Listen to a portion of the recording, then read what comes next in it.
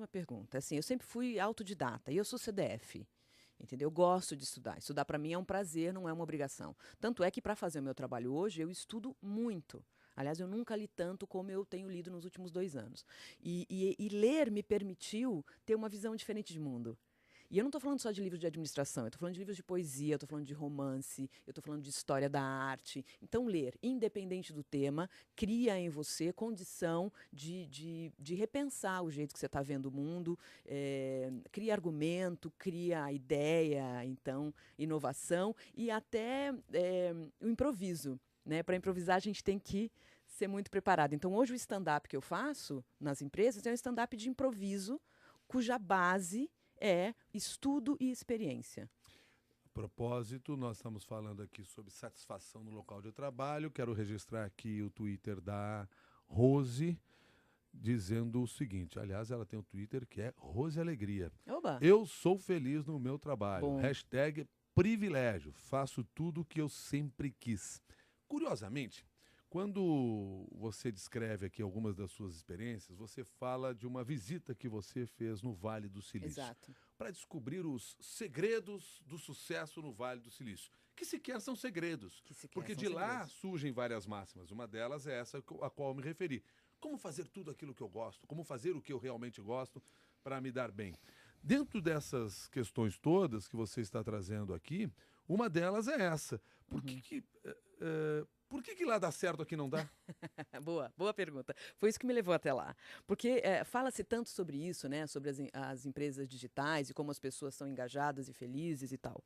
E aí eu quis descobrir, o que é título de um dos capítulos do meu livro, o que o Vale do Silício tem, que o Vale do Engabaú não tem, né? Então, eu queria muito descobrir isso. E fui até lá justamente para entrevistar brasileiros que já tiveram uma experiência no Brasil e que foram para lá, para eles poderem me dar essa base de comparação, né? O que tem lá que não tem aqui. E aí o que eu fui descobrir não é nada de fora o técnico. Eles não são melhor formados que nós. Eles têm a atitude correta perante os desafios e perante o trabalho.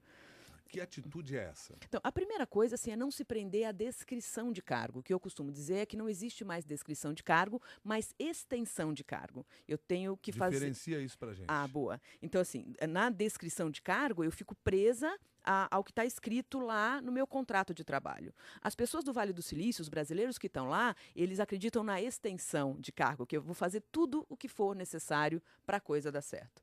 Né? Então, se eu tiver que carregar caixa, se eu tiver que servir água, se eu tiver que montar um computador, se eu tiver que fazer uma apresentação para acionista, se eu tiver que fazer uma entrevista numa rádio, eu vou fazer independente do meu cargo ou da minha formação acadêmica.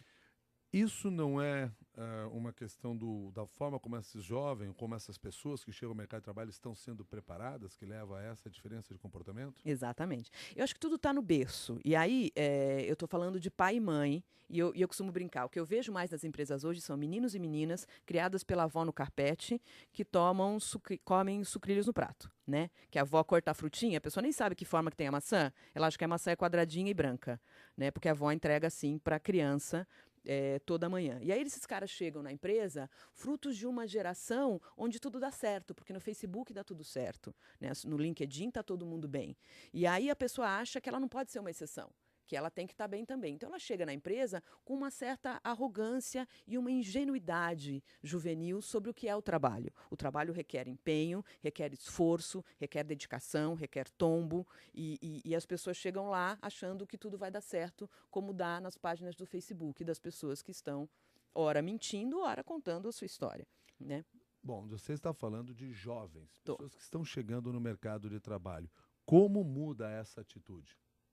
No dia a dia? No dia a dia, e como as próprias empresas vão ter que mudar esses jovens, já que eles não se prepararam ou não foram preparados no momento em que deveriam. Então, aí entra a minha empresa, Pensamentos Transformadores. Então, fazendo um autoelogio, o meu trabalho é muito ir lá às organizações, falar com esses profissionais e abrir os olhos deles para o que é trabalho. E quão bom é você inovar, você criar soluções do nada, você buscar alternativas dentro de um cenário de crise como é o que a gente está vivendo, porque tudo isso é possível. Depende muito da sua boa vontade. No meu livro eu conto histórias de uma área em que eu tinha zero dinheiro para fazer investimento, e você faz isso com criatividade, com inovação, enfim. Isso no trabalho de motivação, preparação e treinamento do pessoal, que é o que você descreve no livro, desse desafio que você enfrentou, trabalhando com criatividade. Sim.